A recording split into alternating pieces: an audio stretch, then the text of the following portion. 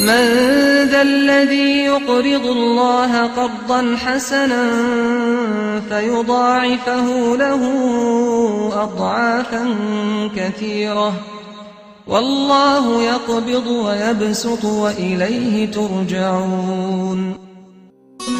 بناوي خواي بخشندي مهربان، سڵاو و ڕەحمەتی خوای پەروەردگارتان لێبێت، خێرخوازان و دۆستی هەژاران و نەداران لە سەرجەم شار و شارۆچکەکانی هەرێمی کوردستان. خۆشحاڵین ئەم جارەش لە بەخشین دەبینە میوانی ماڵەکانی ئەوەی ئازیز و خۆشەویست و دۆستی هەژاران و بێباوکان لە سەرجەم شار و شارۆچکەکانی هەرێمی کوردستان. بەخشین نزیکەی 10 ساڵە لە خزمەتی هەژاران و نەداران و بێباوکاندایە و هەر جارە بە پرۆژەیەک دڵخۆشی و دڵنەوایی هەژاران و نەدارانی کردووە. ئەمانەوێت لاڵقی ئەم جارەدا گوڵبژێرێک لە خەرمانی خزمەتەکانی بەخشینتان پێ ئاشنا بکەین لە بری حکومەتی هەرێمی کوردستان چۆن بەخشین بۆتە فریادڕەسی هەژاران و نەداران بۆ جێبەجێکردنی پرۆژەکان. لەگەڵمان نابن بۆ ئەوی بزانن بەخشین چۆن دەستی ئاوەدانی و هاوکاری و کۆمەچی هەبووە لە سەرجەم کایەکان لە هەرێمی کوردستان.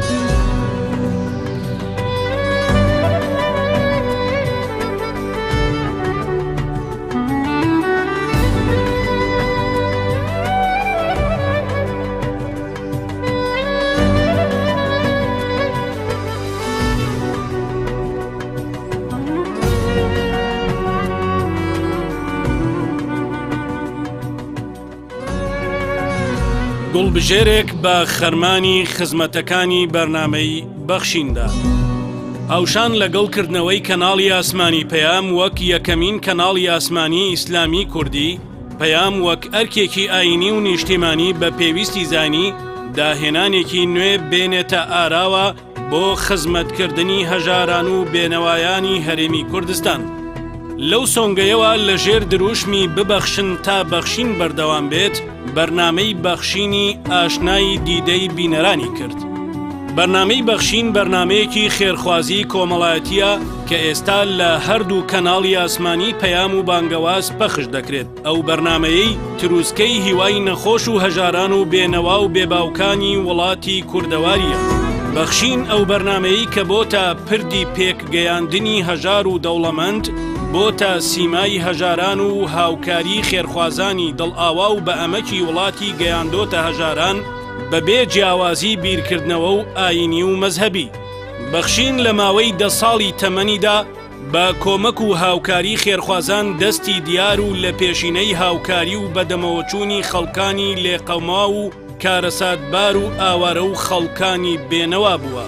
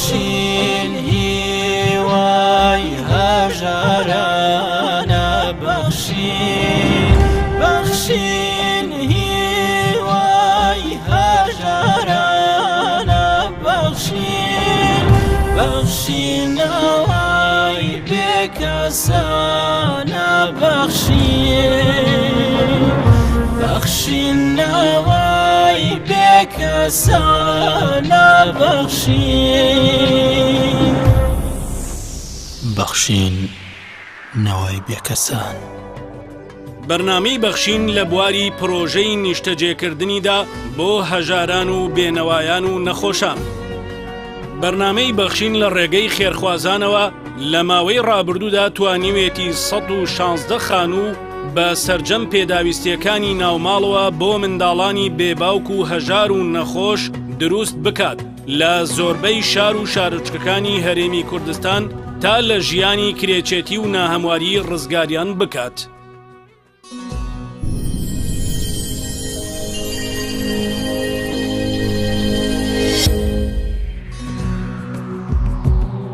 بەخشین لە بواری خزمەتی کەرتی تەندروستیدا.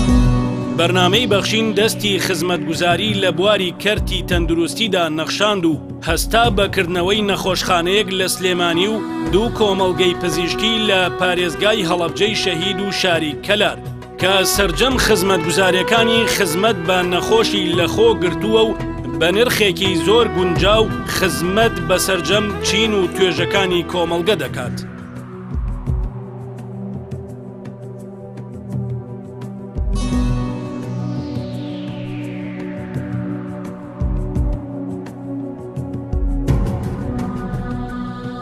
من پێم وایە نەخۆشخانەی بەخشینێکی کە لە نەخۆشخانە باشەکان و بەوەی کە من دیم کۆمەڵێک کەلوپەلی تازە و کۆمەڵێک ئامێری تازە و بینایەکی ڕێک و پێک و پێی یاسا و ڕێنمایەکانی وەزارەتی تەندروستی مۆڵەتی پێدراوە و ئەوەی بۆیان باسکردم لێ پسراوانی نەخۆشخانەکە نرخەکەشی زۆر باشە بە هینێکی پاڵخاندەرێکی باش دەبێت بۆ خەڵکی ئەم وڵاتە بە تایبەتی ئیسا لە قەیرانی داراییە بۆیە جێ خۆیەتی من دەستخۆشی لە دەستگای بەخشین و دەستخۆشی لە یەکە بە یەکەی بەڕێوبەر و بەڕێوبەری کارژێڕی و کارمەندان و پزیشکانی ئەم دەستگایە بکەم زۆر باریس ئێمە سوکتە دەکات من پێم وتون حەزەکەم ئەم جۆرە نەخۆشخانانە لە هەولێریش بکرێتەوە لە دۆکیش بکرێتەوە لە زاخۆ و خانەقین و هەڵەبجەش بکرێتەوە بۆ ئەوی باری ئێمەش سوک بێتەوە بۆی هاوڵاتانی سوودمەند بن من داواکاری لە پزیشکە پسپۆرەکان دەکەم کە زۆر هاوکار بن و هاوکاری ئەم جۆرە پرۆژانە بن و بۆ ئەوەی کە خەڵکیش هەمووی بە خەڵکی هەژار و نەدارەوە سوودمەند بێ لە خزمەتگوزاری تەندروستی.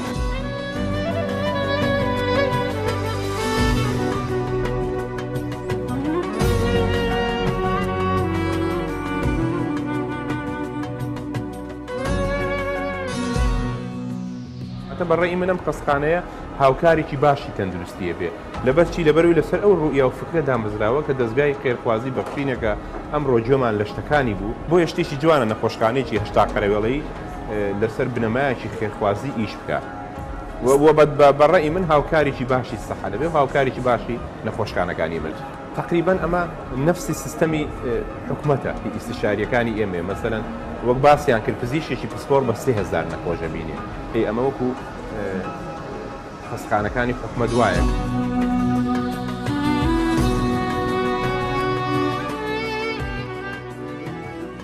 بەناوی قانونقامێتی قەزای کەلارەوە دەستخۆشی لە بەرنامەی بەخشینەکەین بۆ کردنەوەی ئەم کۆمەڵگا پزیشکیە لە قەزای کەلار دیارە ئەمە لەسەر ئاستی گەرمیان دەتوانین سوود لەمە ببینین و ئەمە ئەرکێکی نیشتیمانی گەورەیە لەم قەیرانە دارایە ئێستا بەرەوکی کۆمەڵانی خەڵکی کوردستان و ئەم ناوچانەی گردێتەوە بەعام هەنگاوێکی زۆر باش و هەنگاوێکی پیرۆزە و دەستخۆشیان لێکەین پیرۆزبایان لێکەین ئومێدەوارین ئەم کۆمەڵگایە بتوانین هەموو بەشەکانی پێداویستەکانی تر لەخۆ بگرێت لە ڕووی تەندروستیەوە بتوانین بەشێک لە کەلێنەکان و چارەسەرەکان بۆ خەڵک لێرە بدۆزینەوە ئەو ئەرکەی کە پێ هەڵستن بە شێوازێک بە بتوان بێت زەمایی ڕەزامەندی خەڵکی سنوورەکە و ناوچەکە و ئێمەش وەکو ئیدارەی قەزاکە پاڵپشتی و پشتیوانیانە بین بۆ کردنەوەی هەر کارێک لەم بابەتەکە سوود بە بەرژەوەندی گشتی بگەینە لە ئەسەر ئاسی قەزا و لەسەر ئاسی ئیدارەی گەرمی. بەرنامەی بەخشین لەگەڵ ئەوەی با کۆمەک و هاوکاریەکانی خێرخوازان هاوکاری ژمارەیەک خانەوادەی شەهیدان و بریندارانی هێزی پێشمەرگە و هێزەکانی ناوخۆی کردووە لە سەنگەری بەرگریشدا لە میحوەری کفری هەستا بە هەڵکەندنی بیرێک بۆ دابینکردنی ئاوی خواردنەوە بۆ هێزی پێشمەرگەی کوردستان لەو سنوورەدا.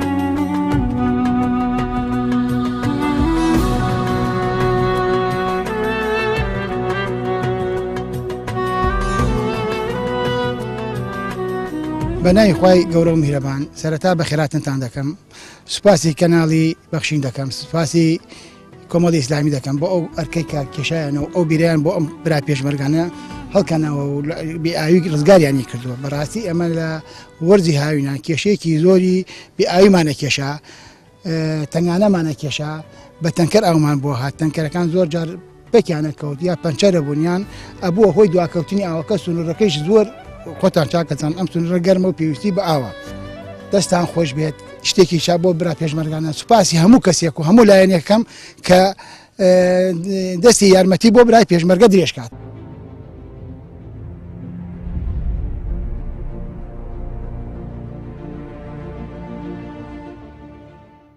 زۆر سپاسی بەرنامەی بەخشی نەخێنەسان باڵکەندنی بیرێکی ئاو بەڕاستی ژیانمان نەبوو پێشەوە بە تەنکەر ئاومان بۆ هات و ڕۆژ بوو ڕۆژ بوو نەبوو ئێستا ئەستاوە باڵکەندنی بیرێک و زۆر سپاسیان نەکەین.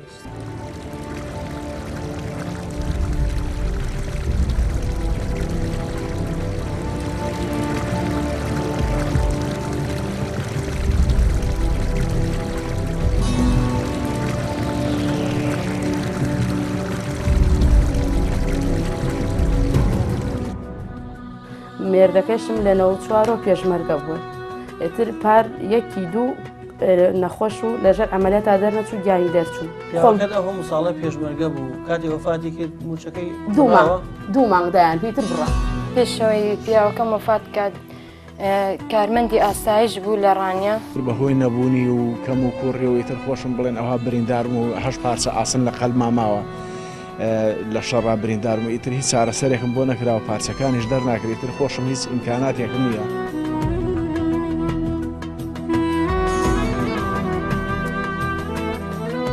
بانیشاتمە لەسەر و پێشمەرگایەتیەتر هیچ ترشک نابم پێشمەرگەم چیم هەبوو چەند ساڵا کویەکەم و ئەوەشکەم بێت هیچم نەماوە هیچ.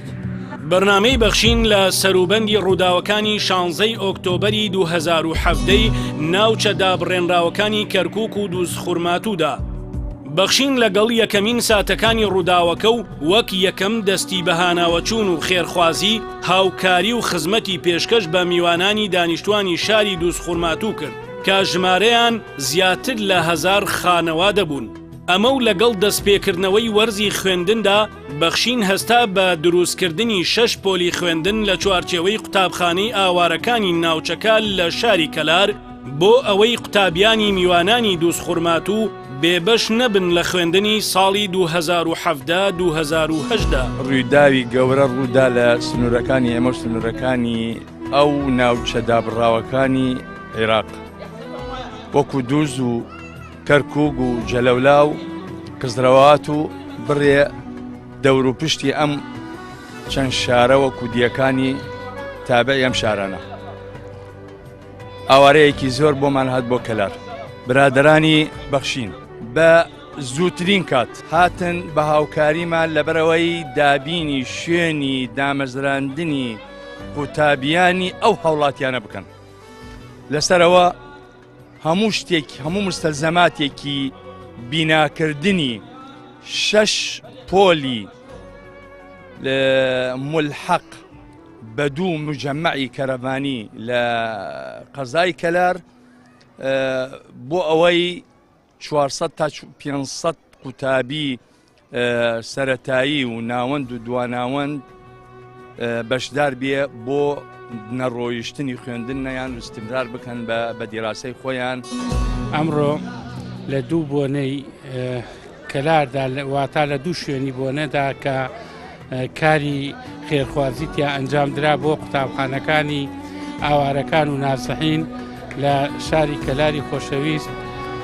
ئەوە بوو دەستگای بەخشینی کۆمەڵی ئیسلامی بەڕێز و سوپاسەوە کارێکی زۆر باشیان ئەنجامدا بۆ فراوانکردنی کەرەفانەکانی ئەم دوو شوێنەی قوتابخانەی ئاوارەکان کە ژمارەیەکی ئاوارەی زۆر لە خۆی دەگرێت بە هۆی ئەو ئەحداسانەی ڕووداوانەی کە لە ڕۆژی 16 دەی 2017 شاری خورماتوو ڕوویدا. بەرنامەی بەخشین لەگەڵ ڕوودا و کارەساتە سروشتیەکاندا لە یەکەمینی دەستی خێرخوازی و بەهانەوەچووەکانی لێقەوماوان و کارەساتباران بووە. لەگەڵ ڕوودانی زەمین لەرزەی ڕێکەوتی شەوی 15 2017 شاری دەربەندیخان بەخشین یەکەمین دەستی هاوکاری بووە کە بەکردار و دەست و برد دروستکردنەوەی یەکێک لە خانوە ڕووخاوەکانی ئەو شارەی گرتۆتە ئەستۆ و بە زووترین کات دەستی بەکار کرد. ناوبەتە دوای کارەساتە دڵتەزیێنەکەی دوای بوومە لەرزەکەی شاری دەربەندیخان ئێمە تووشی کارەسات بووین، زیانی مرۆیی و هەم ماڵیشمان لێکەوت بە ژمارەیەکی زۆر. 4 هاوڵاتیمان گیانیان سپارد و هەروەها 6 خانومان بە تەواوی لەگەڵ زەویا یەکسان بوو و زیاتر لە 360 خانومان ئێستا بە شێوەیەک زەرەر و زیانی پێگەشتەوە کە چاکردنەوەی ئەستەمە. بەڵام بە خۆشحاڵیەوەی کە لەو ڕێکخراوانەی کە بە هانامانەوە هاتن و دوای بوومە لەرزەکە ئامادەی خۆیان پیشاندا دەستگای بەخشین بوو کە دای لە دەرگای ئێمە و ئامادەی خۆی پیشاندا کە دوو خانووی هاوڵاتیان لەسەر مەسرف و ئەرکی خۆی چاک کاتەوە بووان ئێوە هەنگاوێکتان ناوە و بیرێکی جوان بووە بەڕاستی هەنگاوی یەکەم بۆ ئێوە و ئێسش بەکردار هاتوونەتەوە تانەیە لە زووترین کاتە ئەم پرۆسەیە دەست پێ بکەن واتە دار و پەردوێم خانۆ لا ببرێت و ئێوە ببن بە یەکەم نمونە ئێمە سپاسان دەکەین دووبارەوە هیوای سەرکەوتنتان بۆ خواستین وە کارەکەتان جێگای ڕێز و پێزانن دەستخۆشیە. بەخشین بەرنامەی بەخشین لەگەڵ خزمەتی بەسەرجەم چین و توێژەکانی کۆمەڵگە و خزمەتی بە قوتابخانە و فەرمانگە کارگێڕی و خزمەتگوزاریەکان و نەخۆشخانەکان کردووە هەستا بە دروستکردنی هۆڵێک بە ناوی ژووری گرتنەوەی کیمیایی لە نەخۆشخانەی هیوای شاری سلێمانی. ئەو نەخۆشخانەی کە بۆتە هیوای نەخۆشانی توشبووی شێرپەنجەی ناوچە جیاجیەکانی هەرێمی کوردستان و تەنانەت ناوچەکانی ناوەڕاست و باشووری عێراق.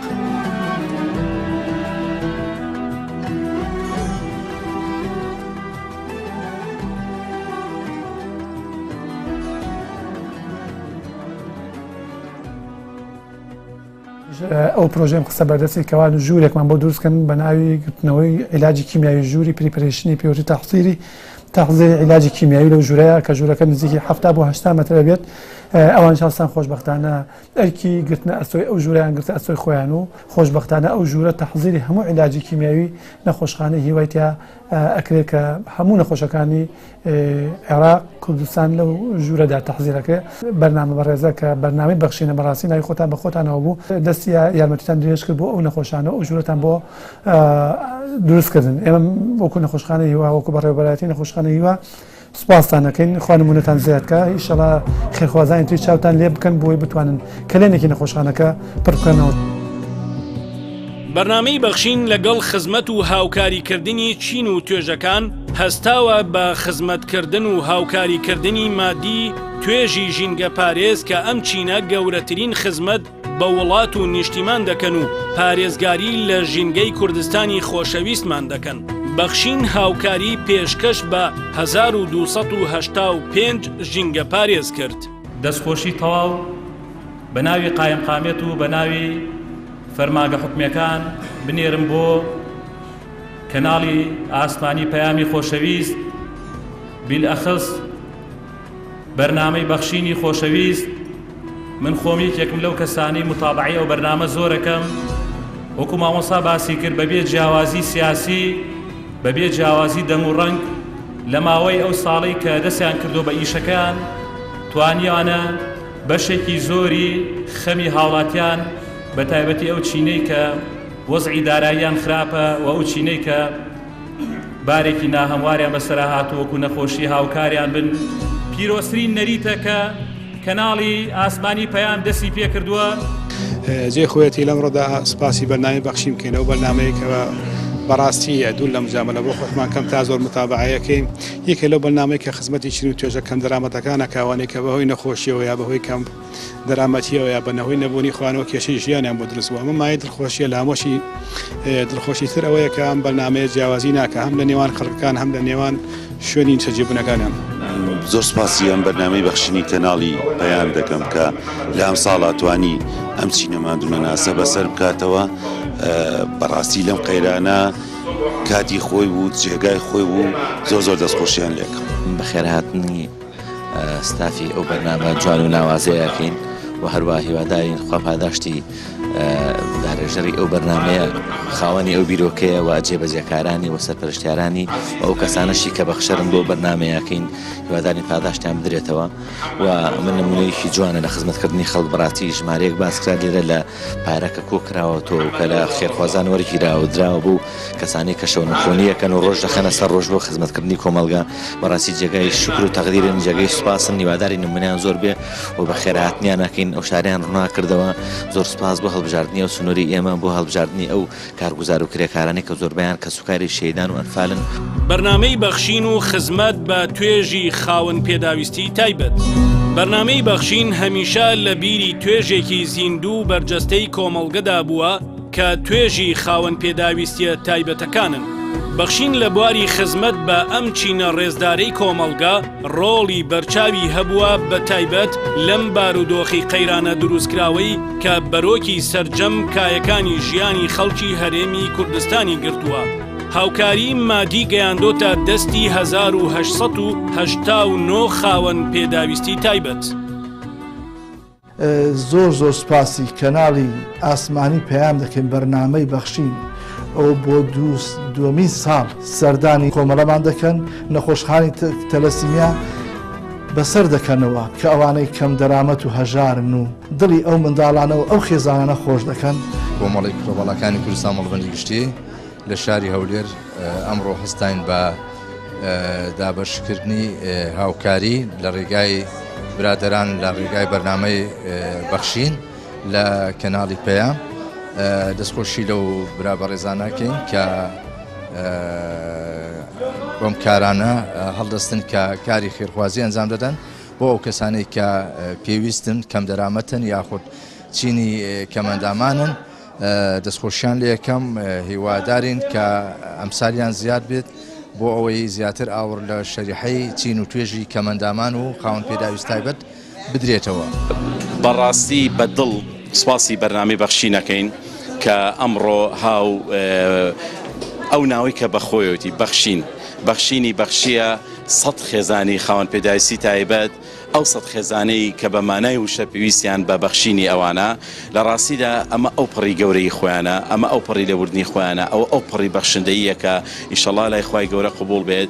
حکوومەتی هەرێمی کوردستان بەو هەموو ئیمکانێتە گەوری کە خۆی هەیەی بەو هەموو سەرمایەدارەی کە خۆی هەیەی لە شەرقی ئەوسەتیشە نەیتوانیوە هەتا ئەمڕۆ بۆ یەک بنەماڵی کەمەندامان دینارێک ببەخشێ. بەڵام بەرنامەی بەخشین نەک بۆ ئێمە ئەوەنی من ئاگادارم زیاتر لە 600 خێزانی خاوەن پێداویستی تایبەتی بەسەر کردوێتەوە بریا ئێوە بوونایە لە بەری حکوومەت.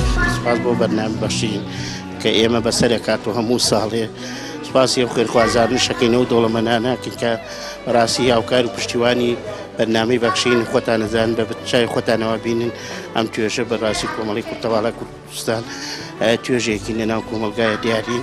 بەڕاستی موچەکەمان 150,000 نارە زیاد لە 4 مانگە وەرمان نەگرتووە لە کاتی خۆیان تا ناوێرین بڵێن زیادشکەن کە لە کاتی خۆشیە و موچەیە نادرێت و یان ئاترسین هەر بڕشت. بەڕاستی کە ئەمە بەرنامەی بەخشین بەسەرکردنەوەی زۆر می بوو بۆ ئێمە کە زۆربەی تایەتی کەم دەرامەتە پێویستی زۆربەی تایەتی کرێچیە زۆربەی تایەتی بەڕاستی عیلا پێویستی بە عیلاجە کوتەواڵایە. بەڕاستی ئەمە زۆر گرنگە بە تایبەتی بەسەرکردنەوەی ئێمەی کرد بۆ بەرنامەی بەخشین کە سوپاسی جەنابیانەکەین کە وەکو کۆمەڵی کورتەواڵەکانی کوردستان ئێمە سوپاسی یەک بە یەکی بەڕاستی کارمەندەکانێکین کە هەمیشە پشتیوانی و هاوکاری ئێمە بوون. بەڕاستی تی دەستیان دیارە ینی بوونەتە بەدیلێکی حکوومەتی هەرێمی کوردستان کە نەتوانێت پشتیوانی ئێمە بکەن. بەڕاستی ئەمە ئەرک بوو لەسەر حکوومەتی هەرێمی کوردستان پێداویستیەکانی ئێمە دابینکە. بەڕاستی بەرنامەی بەخشین وا لای خۆش بەڕاستی خۆشەویست بوو کە پشتیوانی کۆمەڵی کوتەواڵەکانی کوردستانی کرد. زۆر سپاس بۆ بەرنامەی بەخشین کۆ ئەڤرۆ فاریکاریە سەرنجامێتمە بەڵاوەکردین. بڕاستی سپاسیاوی بەرنامەیەکەین و سپاسیاوان خێرخوازاژیتکەین ئەوێ هاریکاریاوی بەرنامەیەکەن کۆپشین هاریکاریاوان کەسا بکەن ئەو ئەڤریکەمە ئەو ناف نویسینەویش هەمیان فەقیرتر و هەژارتر کو هاریکاری سەربێنە بەڵاوەکردن ئەڤریکە هەمیە هاریکاریت خۆیت وەرگرن. سپاس بووە حەسینە هاریکاریەت بەردەوام بن. بەرنامەی بەخشین تەنها بۆ هەژارانی هەرێمی کوردستان نەبووە بەڵکو هاوکاریەکانی بەخشین گەشتۆتە دەستی میوانانی ڕۆژئاوای کوردستان و شەنگال و ئاوارە عەرەبەکانی ناوچەکانی ناوەڕاست و باشووری عێراق کە بەهۆی شەڕی ڕژێمی ئەسەد و گروپی تیرۆریستی داعش ڕوویان لە هەرێمی کوردستان کردووە کە هاوکاریەکان گەیەنرانە دەستی نزیکەی 10,000 خانەوادا.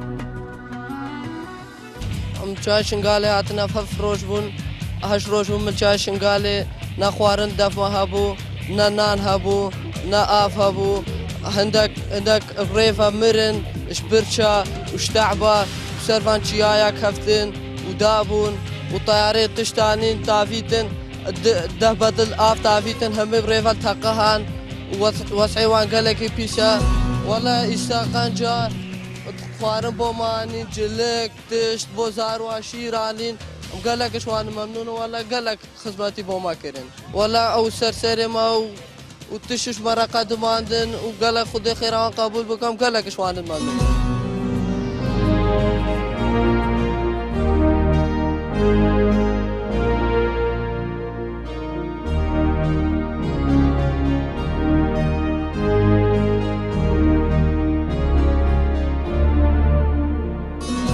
ئانی نیشمەرە غرادا ئانی نیشمەرە بەتانی دانمە دۆشک دانمە مەواد ئانی نیشمەرە الحەمدلله.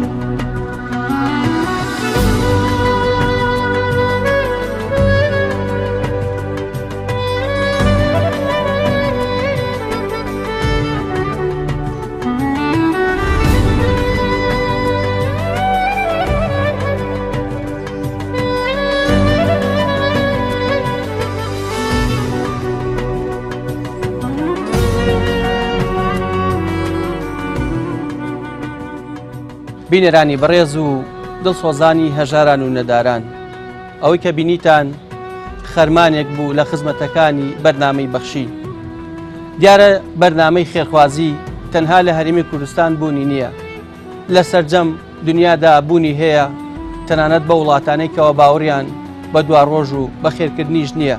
ئەوان لە ڕووی ئینسانەتەوە کارەکەن، بەڵام بۆ هەرێمێکی کوردستان کە زۆربەی مسلمانە و باوەڕی بە پاداشت و سزا هەیە لە قیامەتدا، بێگومان ئەبێ بەرنامەی خێرخوازی زیاتر بێ و بۆ خزمەتکردنی هەژاران و نەداران و منداڵانی بێباوک.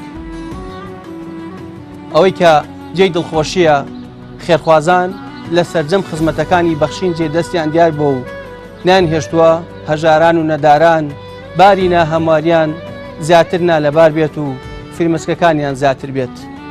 بۆیە لێرەوە سوپاسی هەموو ئەو کەساناکەین کەەوە بەردەوامن لەگەڵ هاوکاری و کۆمەچەکانی بەخشین بۆ ئەوەی وڵات ئاوادان بێتەوە و هەژاری و نەداری ڕێژەی کەم بێت و کرێچێتی کەم بێت و منداڵە بێناز و بێناواکان زیاتر بێناز و زیاتر چاو بە فرمێسک نەبن. تا بەرنامەیەکتر پێتان شاد دەبینەوە، بەخوای گەورەتان ئەسپێرین. وەسەلام عەلەیکم وەڕەحمەت الله وبەڕەکاتوه.